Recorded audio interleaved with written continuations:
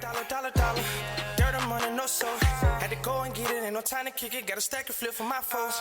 Dollar. Please tell me you can hear me. Don't turn your back and don't neglect me. Just let me know if you need me. Dollar. Let me watch out for my partners. Keep my money long, get my team strong. Let me run away from my problems. Yep, what's good, original crew, man? We're back.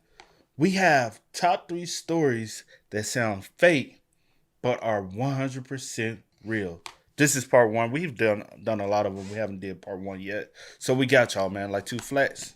On a Cadillac. Always.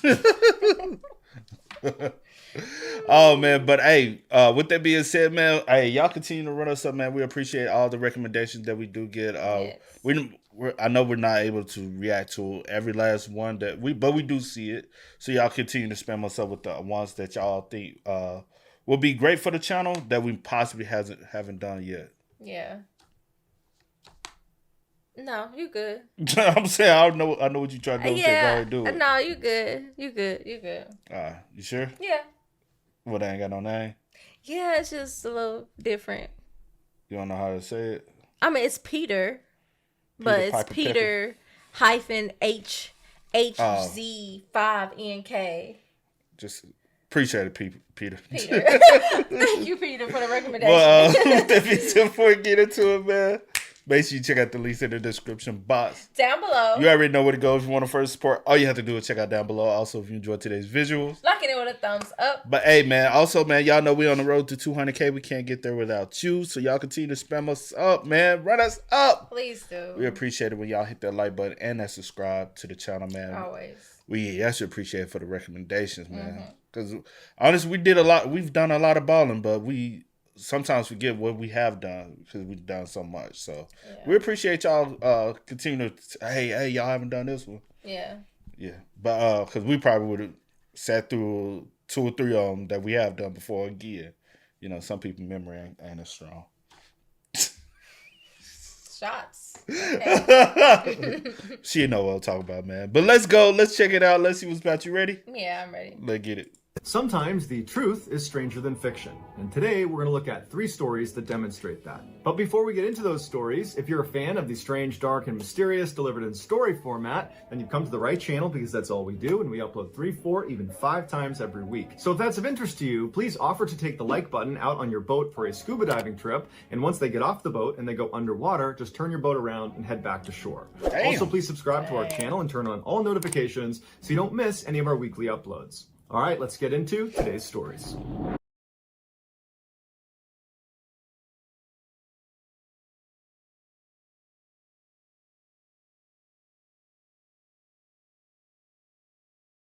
A 28-year-old Russian man named Artyom Sidorkin started having severe chest pains, and at first he tried to ignore it, but it got so bad he could barely stand up, and then he began coughing up blood, and so finally he went to the emergency room. When he got there, even before the doctors examined him or gave him an x-ray, just based on the way he presented to them, being pale in the face and hunched over and very sick looking, they assumed this must be something very serious. So that day they brought Mr. Sidorkin in for an examination, and after talking to him and hearing about all of his symptoms and just looking at him, the assumption was he probably has a tumor in his lungs. And so they sent him in for an x-ray, and afterwards the radiologist looked at the x-ray and confirmed that, yep, there is a mass growing inside of your lungs. Wow. And so before they went to just start removing huge pieces of his lung, they told him that they would like to do a biopsy where they remove a small piece of the tissue and test it to see if it's cancerous or not. And so Mr. Sidorkin is terrified, but he says okay. He schedules his surgery. He goes in a couple days later, and the surgeon pulls out a piece of his lung tissue,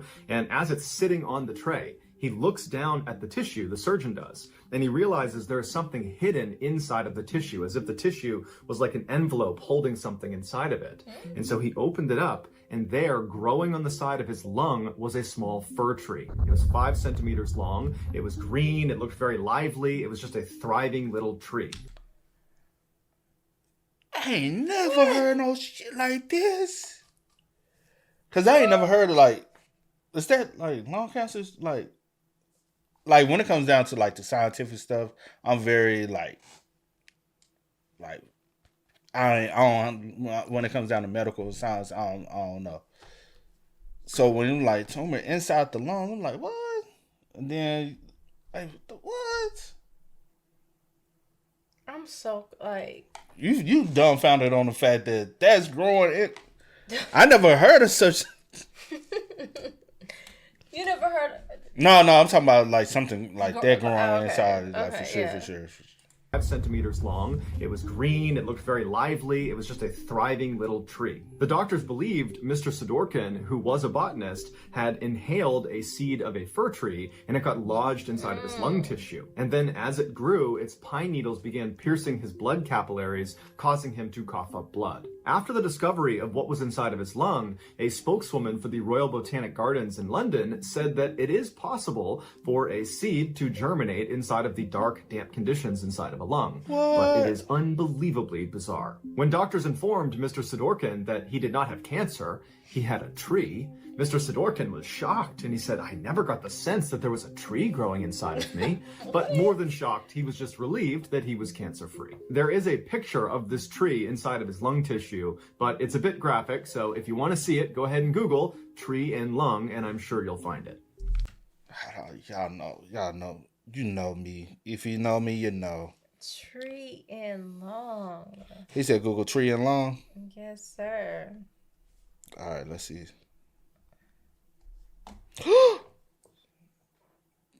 No, you motherfucking lying. That is graphic. That's crazy. That's Wow. Wow. Well, good thing it wasn't cancer. wow. To That's be another. real, I'd rather have the little tree and then find it. Look at that. Yeah, How do you remove that? Because the way it looks in there, that looks painful. Yeah. That looks like it's very painful. Mm-hmm. Oh, yeah. I see why he was coughing up blood. That's crazy. I've never in my life. Never. I can't even tell somebody. I've heard some things, but I've Like, never. That ain't nothing like, how would you be able to tell somebody, hey, have you ever heard of a guy that had a tree growing? Or like, just to tell the story, like I had a tree growing inside of me. They'd be like, No no, way. quit lying, bro. I gotta show you pictures. Show you my medical And records. it looks very painful. Yeah. So if you probably got a weak stomach, you shouldn't look at it. So don't get to Googling if you love. Growing up, Pauline Dakin always suspected that there was just something off about her family. And years later, she would find out she was right. In 1970, when she was 5 years old, her parents, Ruth and Warren, separated. And to Pauline, it wasn't that much of a shock because her father, Warren, was a heavy drinker and he was extremely violent. But after they separated and Pauline, her mother, and brother had moved into another house on the other side of Vancouver, Canada, Pauline noticed her mom started to act really anxious all the time, but she never knew why. When Pauline was 9, her mother told her and her brother that they were going to go on a vacation to Winnipeg, which is 1,000 miles away from Vancouver. And so they loaded up the van, they hopped in, and they drove all the way to Winnipeg. And when they got out, they went inside their new vacation home, and Ruth informed her children that they were actually never going back to Vancouver. And when Pauline and her brother said, why? Dad's still back in Vancouver. I want to see Dad. But Pauline said, sorry kids, this is the way it has to be. And when you're old enough, I'll explain everything. Confused and sad, Pauline and her brother began starting a new life in Winnipeg. Over the next 4 years, Pauline never saw her father, and so she lost touch with him. But she started making a couple close friends in Winnipeg, and she was starting to feel like this was home. But right as she was starting to feel normal, her mother told her and her brother that they needed to move right now all over again. This time, they were going to go all the way to New Brunswick, the far east side of Canada. Their mother made them swear they would tell no one about this move. But later that day, when Pauline was with her best friend Wendy, she let it slip that she was moving. And so when Ruth came to pick Pauline up from Wendy's house, the two girls had to affect these sort of breezy goodbyes to each other so that Pauline's mother wouldn't suspect anything. Once in New Brunswick, the family did put down roots and they stayed there for many years. But Pauline's mother still was just incredibly anxious and paranoid about something. The kids just had no idea what it was. Fast forward to 1988, when Pauline was 23 years old. She had moved 2 hours away from the family home in New Brunswick and was living with her boyfriend and was working as a reporter at a local newspaper. And during that time, her mother called her and said, "Hey, I'd like to meet you at a motel. I'm finally ready to tell you everything about your child." Pauline was really intrigued and excited. This was a conversation that was literally decades in the making. And so Pauline eagerly went to the motel. She saw her mother waiting outside, kind of pacing around, looking very anxious. And so she walks up to her mom and she waves and she's about to speak when her mother just looks up at her and puts her finger over her lips, telling her to be quiet. And then she jams an envelope into Pauline's hands. And on the envelope, it just says, "Don't say anything. Put your jewelry inside of this envelope. It's probably bugged. I will explain everything inside. Just please don't speak." And so now Pauline's really confused, but she did as she was told. She took her jewelry off, put it in the envelope, and gave it back to her mother. And then the two of them silently walked into the motel, into the room where Pauline's mother was staying. When they went inside, there was a man sitting in the middle of the room that Pauline immediately recognized. It was the reverend of their church when they used to live in Vancouver. His name was Stan Sears, and Pauline's mother had been his secretary the whole time they'd gone to that church. Pauline always knew her mother and Stan were close friends, and in fact had kept in touch after they left Vancouver and were in Winnipeg and then New Brunswick. In fact, Pauline remembers periodically seeing Stan show up in Winnipeg and New Brunswick to visit with Pauline's mother. So it was a surprise, but not a total shock, when Pauline's mother confessed to her that in fact she and Stan had fallen in love. And in fact, they had had a secret relationship from the time they lived in Vancouver. But This the Reverend though. Yeah, it's the Reverend. That ain't Yeah, cool, that is. bro. I forgot he the Reverend. Cause also, Did he have a wife? also, not only that, did y'all start this up while she was married? Probably so. What? And that's possibly the reason why mom and dad divorced. That's messed up, bro. But what? Why the constant moving though? We finna find out. Yeah. But that's Yeah, that is. Yeah. But yeah. Don't let me get on that subject. Fallen in love. And in fact, they had had a secret relationship from the time they lived in Vancouver. But this revelation was nothing compared to what Pauline heard next. Her mother explained that the reason they had had to move so many times during her childhood was because Pauline's father, Warren, was actually a mobster and was a key member of an organized crime syndicate in Vancouver. Right after they separated, Pauline's mother found out she had a hit put on her head, because the mob now believed that the husband could not control her anymore, and she knew too much. Stan also found out that he had a hit on his head because Ruth discovered that the mob wanted to kill him too, because they knew about their relationship. And then also, apparently Stan was counseling a man that was in his congregation that wound up being a mobster, and so the mob believed this man had given up critical information to Stan, making him even more of a liability. At first, Stan said he didn't believe any of this, but when he found out the man he had been counseling had been assassinated, he knew it was true. They decided not to tell the police and instead go into hiding together, because Pauline's mother knew what happened to families that snitched on the mob. They were made examples of. And so when Pauline and her family moved to Winnipeg and then to New Brunswick, Stan actually moved there as well in tandem, which is why Pauline had seen him periodically showing up at their house to visit with Pauline's mother. Pauline was understandably completely shocked, but at the same time, she was kind of happy to have some sort of explanation for all the strange things that had happened in her childhood. And so over the course of the next several hours, Pauline sat in this motel room with her mother and Stan and asked them every question she could think of. And she discovered that whenever she came home from school and she found her mother furiously pulling all the food out of the fridge and the pantry, throwing it all away with no explanation, that was actually because they found out the mob had tried to poison them. Or the 6 different times Pauline was unenrolled from the school she was at and then moved to a different school across town, that was because there was a credible threat the mob had discovered where Pauline was going to school. And so by the end of the weekend, Pauline not only learned about this totally crazy past she had, but she also learned that she was still in danger. And so before Pauline headed back home, she asked her mother and Stan what she should do to stay safe. And You telling me so? Bro. The daughter, you trying to take out the whole family? The whole family. Even your own kids? Just in case. I ain't know the mob be moving like that. What? I gotta go watch all the mob movies though. She 23 now, right? She don't know nothing. Well, they don't know. This is 1988. She's 23. But they don't know what she know. But they don't know what she know. And How she old is never the knew. brother? That too. That's why I wasn't Is he thinking older about. than? Is he older or younger? Also, where is he? Where is he? That's what's been in my mind. Has That's he went back crazy. to? No, it depends on how old he is. I ain't know the mom was moving in Canada too. Damn, Wow. loaf.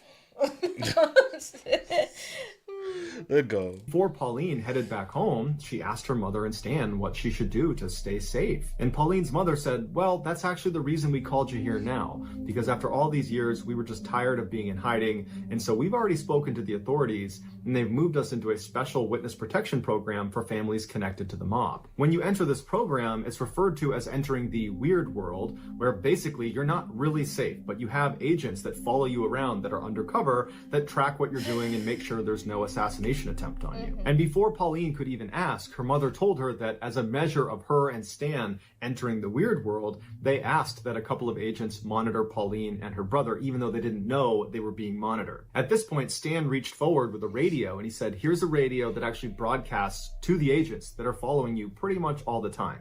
But you should only use it if you're truly in a desperate situation, because as soon as you call out for help, there are going to be people that are risking their lives to come save you. As Pauline is holding this radio, she looks at her mom and Stan and she says, well, what happened to Dad? Is he in jail? And at this point, Pauline's mother says, no, he's not. He's in the weird world too. And she handed Pauline a letter that was from her father addressed to Pauline. And it basically spelled out that he had been moved into the weird world and he was looking forward to Pauline joining them at some point when she was ready. So now Pauline has...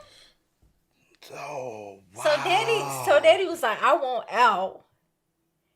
He probably done gave up. He probably was the first.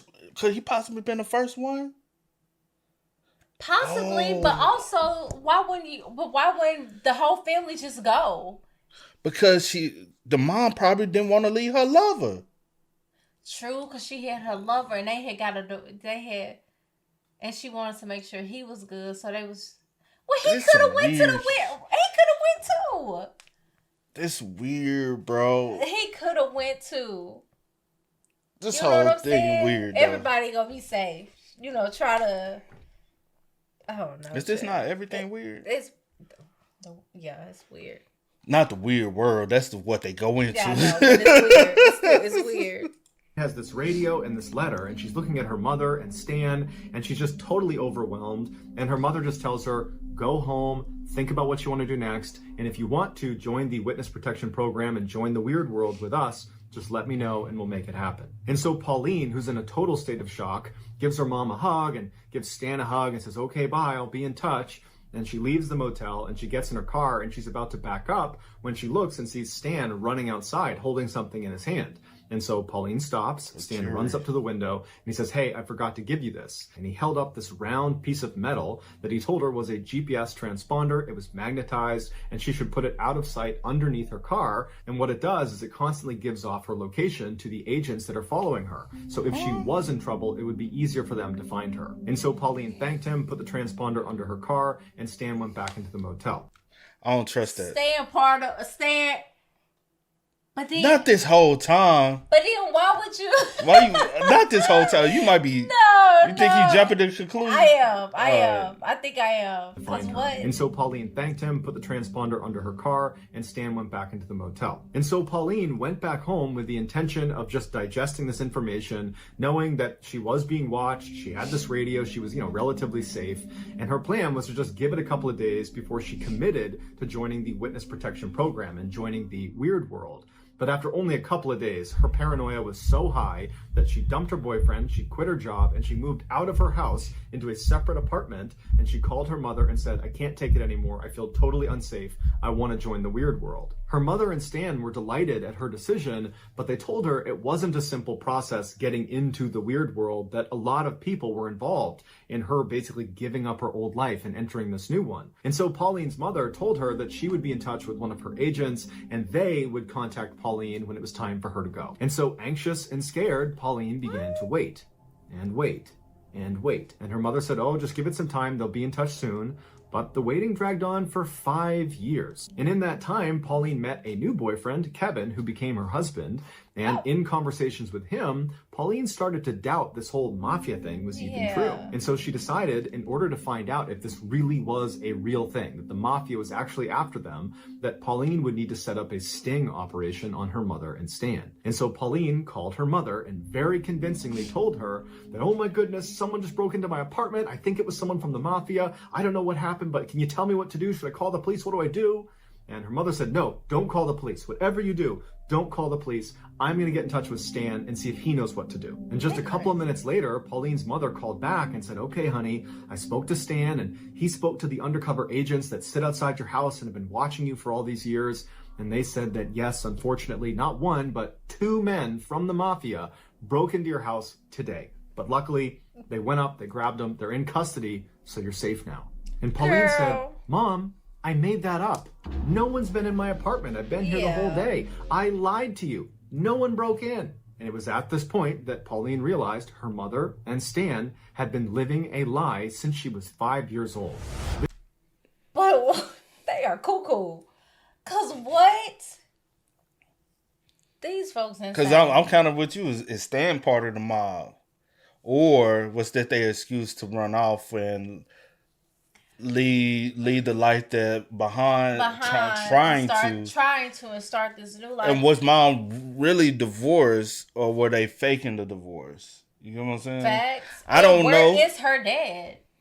Where is her dad? Cause who letter is this for real? Or did they do something to the dad? I could be reaching on that one, but could the dad be missing and they running away? Or is the dad? Has the dad been looking for him all this time? Or the dad dead? Or that? And this radio and this GPS track, like, that's weird. The GPS track, they could be trying to follow her, make sure she not probably reaching. That's y'all, weird, that's bro. OD. Like, where y'all do all that for all these years? That girl 23 now. Where the brother at?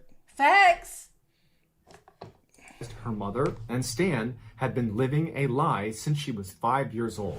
There was no mafia. Her father was not a mobster in some Vancouver crime syndicate. It was all made up. It would turn out Stan was suffering from something called delusion syndrome, where totally normal people that are totally lucid and have normal lives have one distinct delusion. And sometimes that delusion is not a big deal. But sometimes it is, like they believe the mafia is after them. And during his relationship with Pauline's mother, he passed on his delusion to her through something called folie à deux, which translates to madness for two, which is shared delusion syndrome, where someone who's delusional, who's a dominant personality, can pass that on to a subordinate personality. After confronting her mother and then also confronting Stan at a later date, neither of them said, this is a lie, you're right, you caught us, because they believed it.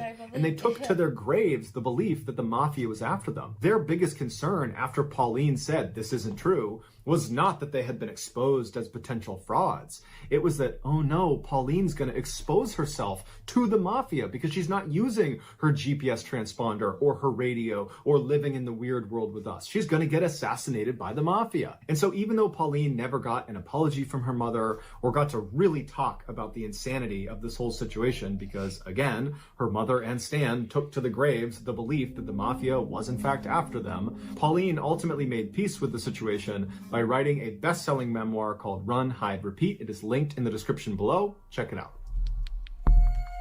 That was weird, bro. Weird. I'm so glad I don't have to go through stuff like that, but that is weird, man. I would hate to have to live 5 years like that. Well, really not even just 5 years. Your whole life living like that. Since she was 5 years old. No, I'm saying 5 years thinking the mob is after me. I'm saying like that part. Yeah, after her mom. But honestly, like I said, honestly, your whole life you getting uprooted. You having to bounce here, like no stability. Like I can't make friends.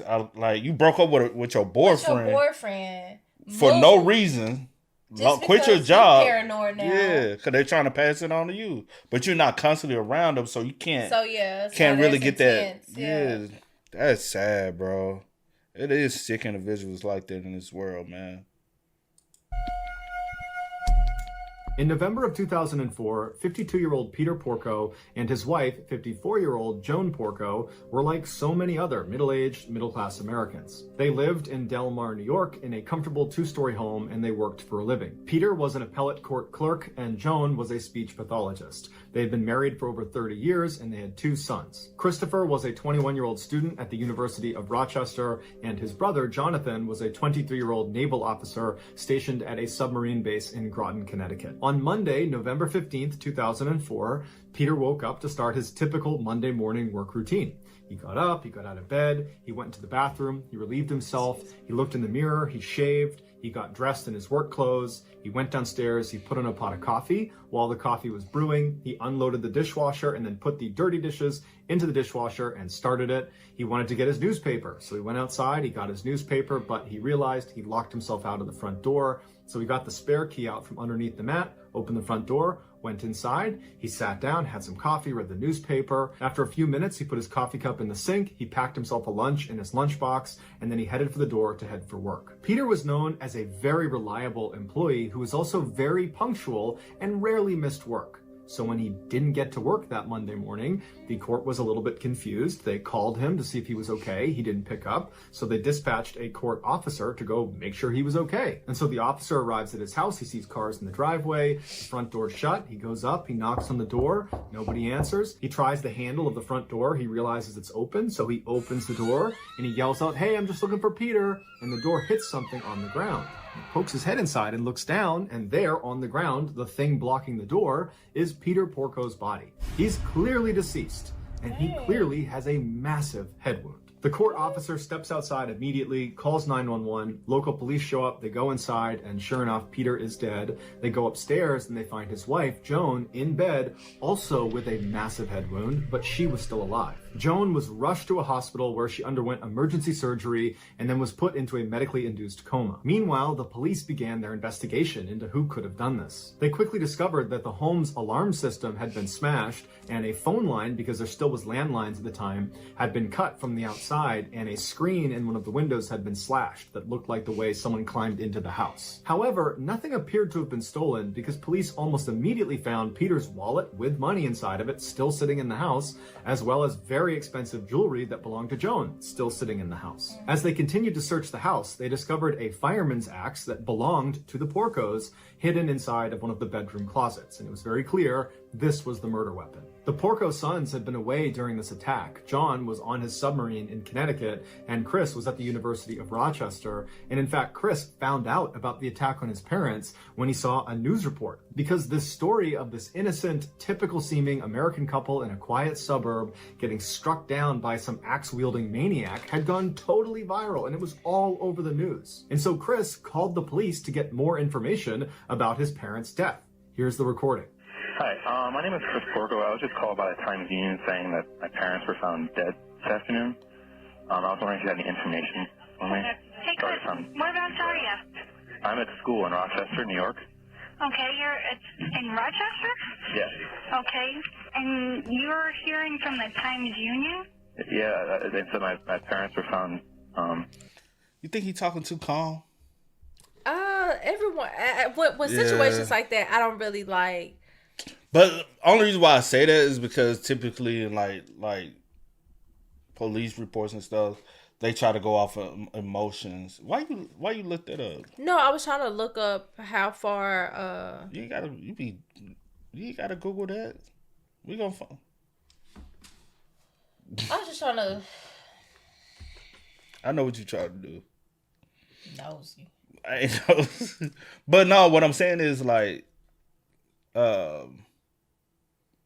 they try to pick up on like how people respond when especially like trauma death, like that's traumatizing. You hear about the parents, the first thing you do, you call them, but you're not hysterical. You're not. But some people are trying to stay calm for the moment. Yeah, sometimes with stuff like that, it could be something going on, but in certain situations, because I've heard it like from both sides, some people be like overly like, and they be like the one that ended up, you know. But I'll say this, that's when you kind of suspecting something. Like say for instance, you suspect like somebody in your family got health problems, you find out, oh, they passed, you might be more calm to their death. But when it's something like this, or such a tragic situation, that is unsuspected, and the way they died, you'd be more hysterical, right? That's what I'm trying to say. I've seen, like, because, I be watching a lot of the stories and stuff. Like, the crime stories and, like, the little crime documentaries. Anyway, I've seen it where some people, they do become, and they are not the suspect. They just... everyone handles it because some people be in shock, and you just don't even know, like, it hasn't fully processed that this is happening. This has, so everyone is different. Everyone like responds to things different, and then some people like respond to things like this, and they may be the suspect or whatever the case may be. So I don't try to like jump the gun. I try to like get a little bit more information to see, but yeah. Hearing from the Times Union? Yeah, they said my parents were found, I guess, I don't know, they didn't say how or anything. So you will be here probably, you're going to go right to Albany Med? I don't know, I don't even know where my mom is, but... Yeah, she is at Albany Med. Okay, do you know her condition? No, because I haven't talked to her. Let me give you my pager number. As you can tell, Chris is extremely emotional. He's beside himself. He can barely speak. He's so upset about what's happened to his parents. No, actually, he sounds as calm as if he's ordering a pizza, because Chris Porco was actually a psychopath, and he was the one who attacked his parents with the axe. As it turns out, Chris was failing at school and taking out huge loans in his father's name by forging his signature. His father found out about it. So Mr. and Mrs. Porco write their son a strongly worded email where they tell him this behavior has to stop, and they're very disappointed in him, but they love him and they will help him get back on his feet. Chris responded by driving home in the middle of the night, sneaking into his house and attacking his parents with an axe. While this case is already disturbing and horrific and tragic, it's what happens to Chris's father after the attack that makes it one of the most brutal cases of all time. After being struck 16 times in the head and laying unconsciously in his bed as his son snuck out of his house, Peter suddenly sat up and began his morning routine. He got dressed, he went to the bathroom, he shaved, he went downstairs, he made coffee, he did his chores, he went outside to get the newspaper, he got locked out, he got the key from under the mat, went back inside, he packed his own lunch. When he was finally ready to go, he headed for the door, and then he collapsed and he died. Due to the severity of... So you telling me if he had like his brain trauma too though, but if anybody could have noticed, he could have been still... He could have survived. The fact that he was struck 16 times, and literally got up and did his morning routine as if nothing, like not. This got so much brain. That is crazy. I've never heard of anything like that. I haven't either. Well, have I? Haven't. I don't think I have. That's insane. When he was finally ready to go, he headed for the door, and then he collapsed and he died. Due to the severity of Peter's head wound, his brain was basically broken and it was unable to recognize he had been gravely injured. So in his final moments, he believed it was just a typical Monday morning going about his work routine, when in reality, he had a gaping head wound and he was basically dead after the 16th blow to his head. One of the more surprising and heart-wrenching details of this case is that Joan Porco, she did survive the attack. And after she came out of that medically induced coma, she said she forgot all the details of the attack, even though when she was discovered in her bed, she did indicate that Chris, her son, was the attacker. Yeah. Nonetheless, she got together $250,000 to post Chris's bail, and she allowed him to come stay with her during his trial. And the two attended the trial together, walking into the courthouse hand in hand. Chris was very quickly found guilty of killing his father and attempting to kill his mother, and he was sentenced to 50 years to life in prison. Despite the verdict, Joan Porco still speaks to Christopher over the phone and frequently visits him in prison. It's unclear if she still believes he is innocent. So that's going to do it, guys. If you found the secret in today's episode, let us know in the comments. That's crazy. You want me to tell you something, though? She don't remember it. She doesn't remember, and she's a mother. That's her son. That's her baby. He's the youngest. And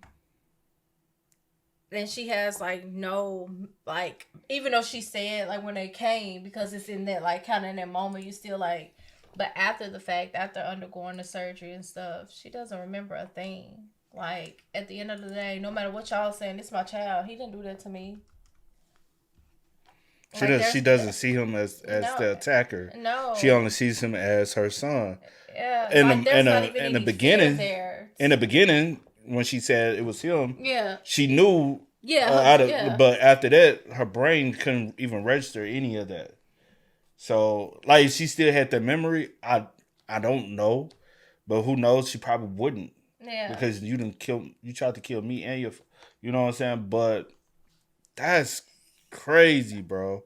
And the thing is, the reason why he called was trying to see where his mom was and see how she doing. He wanted her dead as well. That's what I was about to say. I didn't want to jump the gun, but also I kind of agree with you. He was calm, but I still didn't want to jump the gun because I've seen it from both sides where some people do become because they be in shock. But when he kept asking like his mom condition, I'm not in my head. Honestly, I don't even think that I'll be like, you tell me she's in a hospital. I'm already like, okay, she's alive. Especially in that city, which hospital she's at. How can I get to her the fastest way possible? I'm just trying to get to her as quick as possible. Yeah. Like, I'm not really worried about the condition at the moment. Like, that's not going through my mind because it's kind of like, oh, you worried about because you're like, does she remember anything? Is she talking? Is she able to, like, identify me? So how far away was he? Oh. Were you able to find out? Well, it didn't even matter because he said he came the night before. So, but no, I was just trying to see, like... Oh, no, I didn't get to get it because... Okay. Yeah, but, yeah, so when he kept asking those questions, I was like, suspicious. But I'm going to just wait and just see. Yeah. It's your parents, bro. Most people going to freak out, cry, be hysterical. It's your parents. Now, if it's like a friend or something, you might be more calm. I'm not even... Honestly, I think even with a sibling, you'll be calmer than you are with your parents. If you find out your parents were brutally... Because these are the people who brought you into this world. Yeah, it's true. Honestly, the way I'm set up, you're gonna cry. I'm gonna be like all over the place, no matter who it is, because that's just me. But yeah, he was super calm. But I was like, let me just wait, let me see. But I knew it wasn't Jonathan, because Jonathan in Connecticut on a submarine. Oh yeah, he on duty. But Christopher, I was like, college is he's still like in the area, kind of. Let me see how far. That is insane. And why would, and my thing is in my head, I'm like, why would you even like still go through, like, because this is a plane you had to take your parents out. They was like, I want to still help you. And you see that and then you see that they have video evidence. Yeah. They have video proof to see you traveling. And you're legit. So like, why? You wasn't gonna get away. And you didn't take anything. And typically, like we always say, they were gonna suss you anyways. How the murder happened? How it happened? Even knowing about the. I'm saying with the weapon you used. That's what I'm saying. You used the axe. Knowing about the weapon, knowing that it's like you didn't bring your own. You already knew that y'all had that at the house. And you left it there. You knew where to find it at. You left it like. Because honestly, also you got to think about it like this. You used the murder weapon. It's an axe. It's from inside the house. Even if they lifted the fingerprints, you could say. All my fingerprints was already going to be on it anyway because that's my family house. Yeah. I come home, I use the axe sometimes. So there's an alibi for that. You know what I'm saying? I'm breaking into someone's home and how you killed them. I want to bring my own. And how you killed them. Yeah. You killed them with blunt force trauma to the head. To the head. Like most people, if you're going to do something, you're going to strike the body or something or cut the head. And then just how you made it look. Mm-hmm. You didn't take anything, so like, what was the reason? Like, someone had to have some type of motive. So and the amount of times you hit them, you know what I'm saying? That's overkill. That's out of more of a passion murder. Wow. So he was gonna be a suspect regardless. Well, I'm glad that he was found guilty for doing that. It does speak a lot. Like his mom, she don't really. Remember anything, but also the love and care she has for her kids. She's a mother, like that's her child, so I definitely get it. But hey, y'all spam us up. Y'all let us know y'all thoughts about it for us in the comment section down below. But until next time, man, y'all know how it go. I do go by the name DJ New Kid. This is we are. We out. No time to kick it, got a stack of flip for my foes. Dollar. Please tell me you can hear me. Don't turn your back and don't neglect me. Just let me know if you need me. Dollar. Let me watch out for my pocket.